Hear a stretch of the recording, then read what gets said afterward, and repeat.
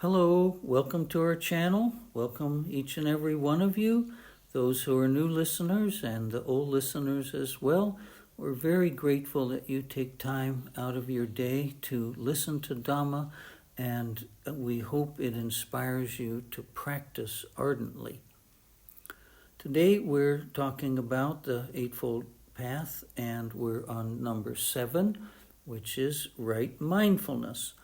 Interestingly, number 6 turned out to be also about right mindfulness. So we're going to be repeating ourselves, but the Buddha repeated himself for at least 40 years, pretty much giving the same kind of Dhamma talks over and over.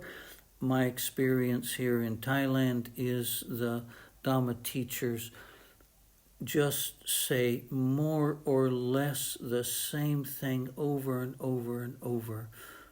Our teacher, Prajan Kanchit, for more than 20 years, every single day, he comes down to the Dhamma hall and gives a Dhamma talk of 1 hour or more and is talking about the same subjects over and over. So right mindfulness means to be ardent, alert, and ever mindful, putting aside greed, hatred, and illusion. Using the little brown book, I mentioned that every time or sometimes, and this is also begins on page 50. The 4 foundations of mindfulness. The Satipatthana Sutta. The first one is a mindful contemplation of the body. So this is our meditation where we examine the body. We contemplate, what is it made of? What are these 4 elements? Where do we find the 4 elements? Earth, air, water, fire. How do they manifest? What is their nature? We have to ask these questions about the body, or we won't understand what the body is and how it works, how it ages, gets sick, and passes away, and how it's impossible to avoid that ending to the body. So we contemplate the body, how it works, whether it's our body. If it's our body, can we make it grow taller or shorter or thinner or heavier? Can we change parts of the body without plastic surgery, etc.? We begin to separate our identity with the body. Number 2, we mindful contemplation of body sensations. So we have talked repeatedly that every moment there are some kinds of sensations on the body. There are sensations that arise when we see something, hear, smell, taste, touch, or think about anything. There are sensations on the body.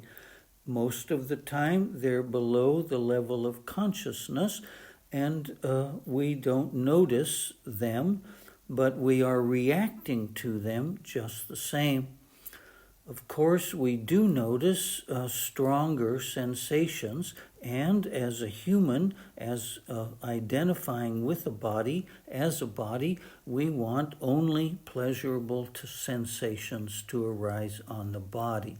We like to see things that give us pleasure, satisfaction. We like to hear sounds that do that, smells, odors, flowers, a lady's perfume, whatever smells good to us. And of course, taste. People go to extremes to have a pleasant taste, pay enormous amounts of money, even thousands of dollars for a glass of wine, because they value the taste so highly. So our job is to start noticing that we're always reacting to sensations. With every event in consciousness, there will be a sensation. And our job is to notice what we're liking and what we're not liking. What we're not liking is easy to notice. What we're liking, because we like it, we don't want it to stop, we're enjoying it, and we're hesitant, reluctant to let it go. Number 3 is mindful contemplation of the mind. So this is unique in Buddhism. Most religions don't have this commandment, mindful contemplation of the mind. This is the mind examining itself. We must be something like looking in a mirror. We've spent our whole life looking outside, living in the world, the whole world of sensations that we like because they're pleasurable and dislike when they aren't. Now we're just going to look at our own mind. Whose mind is it? Where is it? How does it function? Why do things arise in the mind that we don't like? Why can't we stop them from arising in the mind? Why do we become attached to things? Why do we reject things? Why do we have such strong opinions? We have to see to the best of our ability that the mind is also not ours. The body is not ours, and the sensations that arise on the body are not ours. There are sensations on the body, they don't belong to me. The mind is there, consciousness is there. It also does not belong to a me, to a person, I, me, or mine. And the 4th step is mindful contemplation of mental phenomena and mind objects. So first, we examine the mind to the best of our ability. We try to comprehend how it works, how much control we have and don't have, etc. And this 4th step is we're really watching every event that arises in consciousness. No thought, no emotion, no reaction, no opinion can arise in the body or in the mind without our recognizing it, knowing that it happens.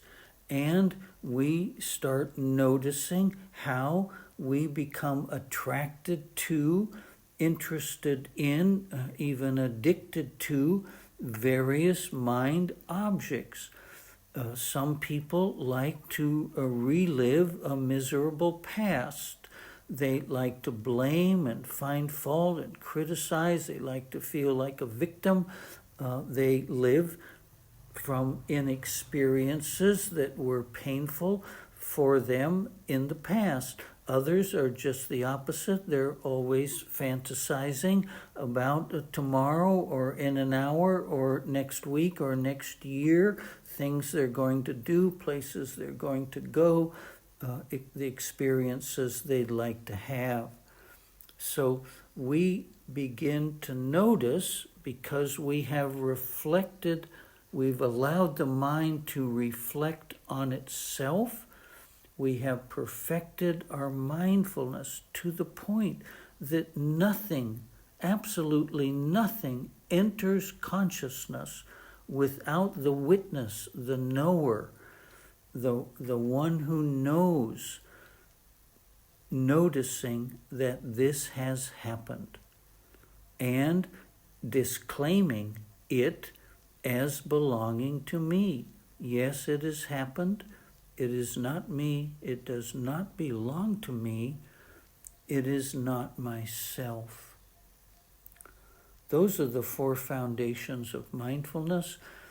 Again, without meditation, we will never be successful in developing the mindfulness practice to the point that it becomes automatic.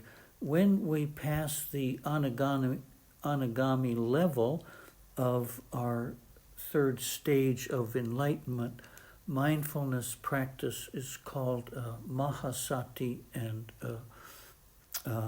it is there all the time. We have trained it so well that it never abandons us, and we catch every thought, every emotion, and every sensation. Thank you. Thank you for reaching the end. Continue to practice. You can be certain you will be successful if you don't abandon the practice.